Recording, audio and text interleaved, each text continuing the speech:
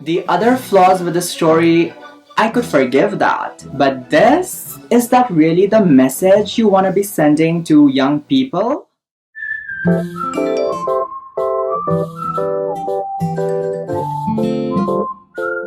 Hello beautiful people, it's me your local diva back with another video. How are you guys? It's June, which means it's officially Pride Month, so happy Pride Month to all of you. Sorry.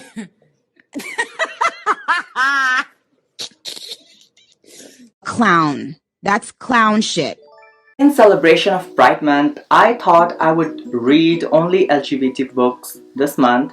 I mean, I do that throughout the year anyway. So I was looking for some LGBT authors or LGBT books to read, and I came across Adam Silvera, whose books has been in my reading list for a long time. He has written 3 LGBT books, and my initial plan was to read these 3 books and then make a collective review together in one video. These 3 books are really good. I really enjoyed them, and if you're looking for some LGBT young adult novels to read, make sure to check them out. But I found out that he had collaborated with Vicky Albertelli, another author, who wrote Simon versus the Homo sapiens agenda. So I decided to read that book as well, and let's just say that it was a hot mess. What If It's Us by Adam Silvera and Vicky Albertelli. I won't beat around the bush. I did not enjoy it. As I was reading it, I thought, maybe it's not the book. Maybe it's me. I am a 22-year-old adult. Ew, I hate admitting that. And this book is marketed towards young teenagers. So I thought, maybe I am too old for this book. So, maybe it's not the book's fault. Maybe this book is actually good and, I'm just too old for this. But then the other 3 books by Adam Silvera are also young adult and it's marketed towards young teens, and I really liked them. So maybe for once the problem isn't me. Let me give you a brief summary of this book. Basically, it's about this 16-year-old boy called Arthur who moves to New York only for the summer to work as an intern at his mother's office. And one day he meets this really cute guy at the post office called Ben, and he's like, it's like, love at first sight or whatever. And Arthur thinks this is the universe way of, bringing them together or something.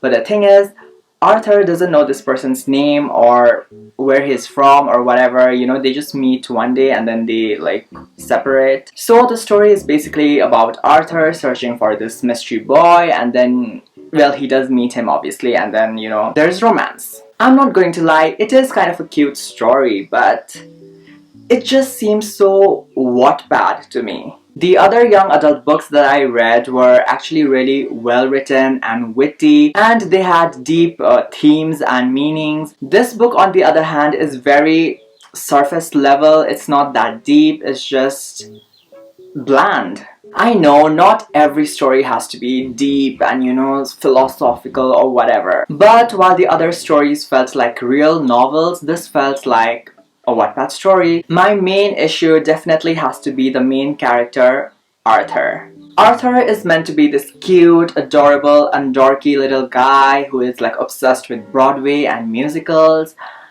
but he just comes across as insecure and annoying.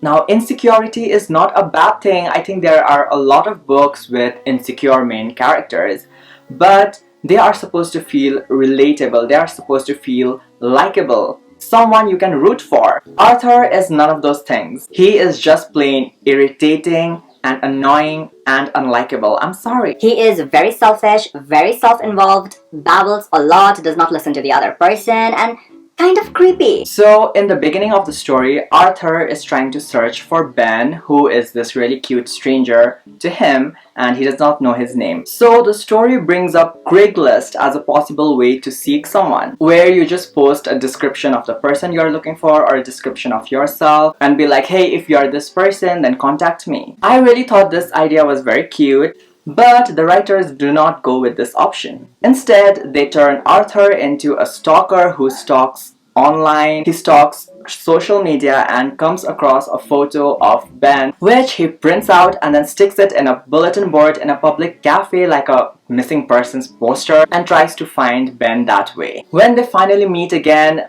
Arthur is just so obsessive and even possessive and also very insecure. And then there are just so many instances in the story where Arthur just comes off as very unlikable. Like I said before, Arthur is so obsessed about Ben, who is his first ever boyfriend, so I guess I kind of get that.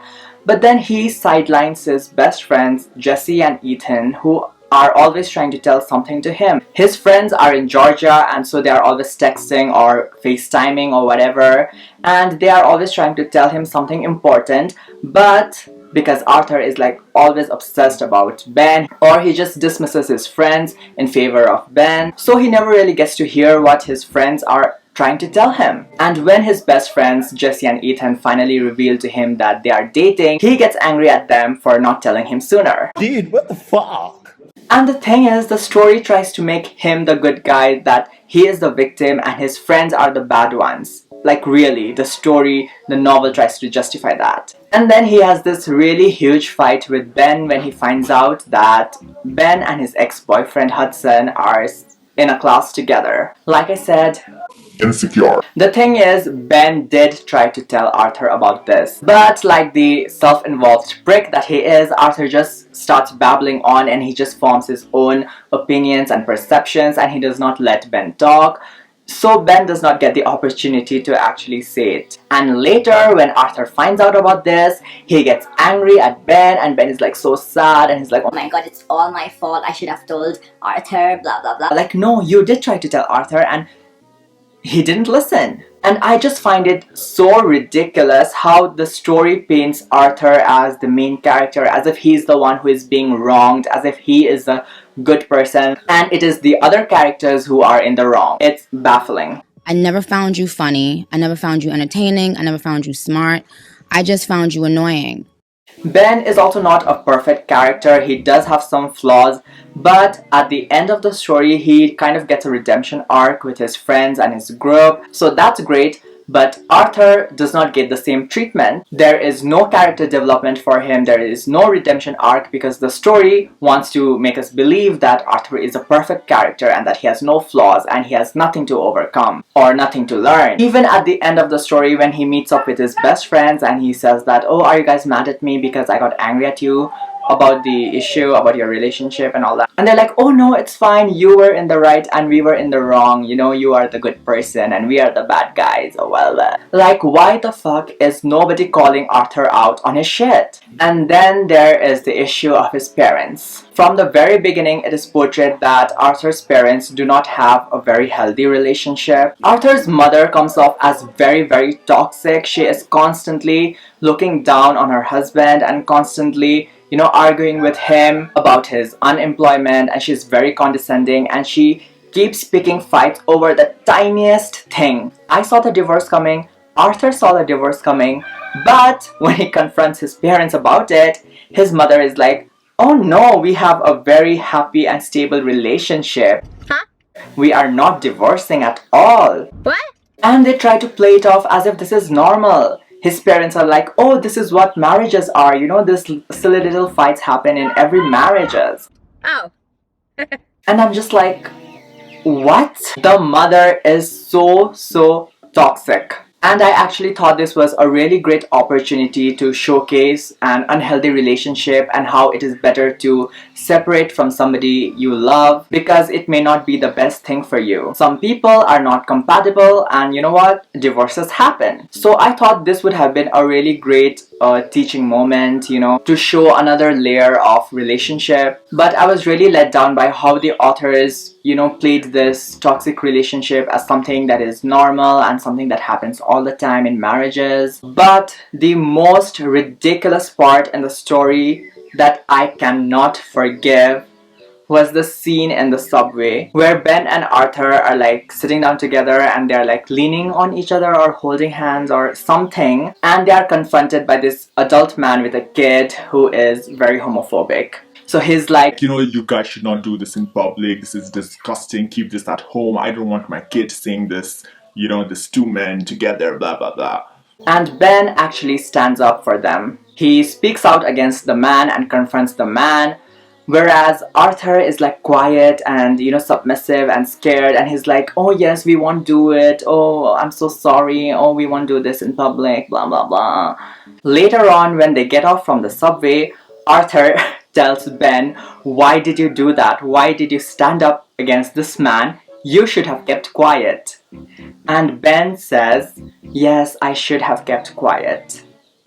So they try to justify this by saying that because Ben tried to stand up for themselves against this grown-ass man, he put Arthur in danger. He put their safety in danger. Look, I'm not a stupid person. I know there are a lot of people in real world who would rather, you know, stand down and be quiet and keep their head down instead of confronting a homophobic person. Now in this particular story, in this particular scene, Ben stands up against this homophobic man while Arthur says that I am sorry and we will compromise and we won't do this. Something along those lines. And they try to make it seem like Arthur was right to do that, whereas Ben was wrong for standing up. And I'm like, is that really the message you want to be sending to young people? That standing up for yourself is bad?